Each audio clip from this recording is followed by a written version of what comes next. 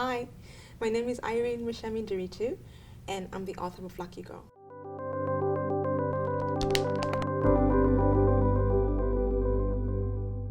At the heart of it, Lucky Girl is a modern love story. The premise involves a young Kenyan woman who moves to New York City as a student, and along the way falls in love with an African-American man.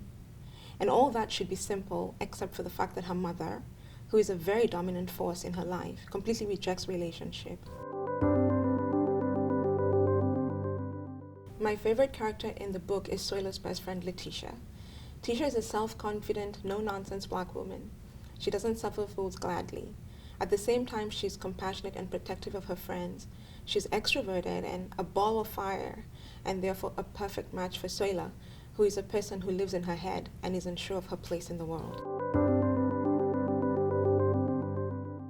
The main themes that I wanted to explore in this novel were race dynamics from the perspective of a foreign black person and empathy for another human being's journey. Most times when people hurt you, it's often because they have their own trauma. No human being is a linear character. We are multidimensional. Soila's mother is difficult and she hurt Soila in many ways. It's important to understand that there's a reason she is the way she is and to empathize with her trauma. It's only in first understanding her trauma that Soila can forgive her mother.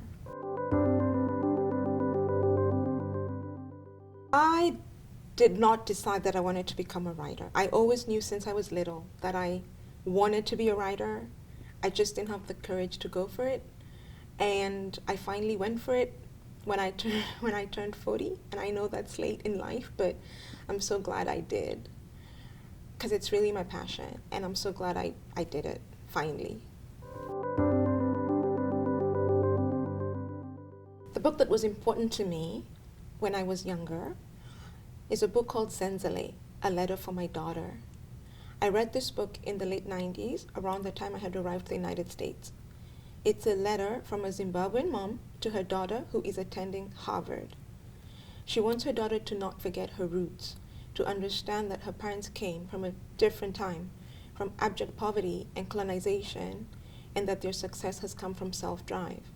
That the comfort and wealth she has grown up enjoying doesn't replace the struggle that came before it, and she should rather remember the struggle and not the wealth, because that's what will keep her grounded. This is my exact story. My parents came from nothing and were only armed with an education. They were able to climb up socioeconomically and provide for their children 100 times more than they had growing up. The only thing they've ever asked of their children is that we won't forget where we've come from.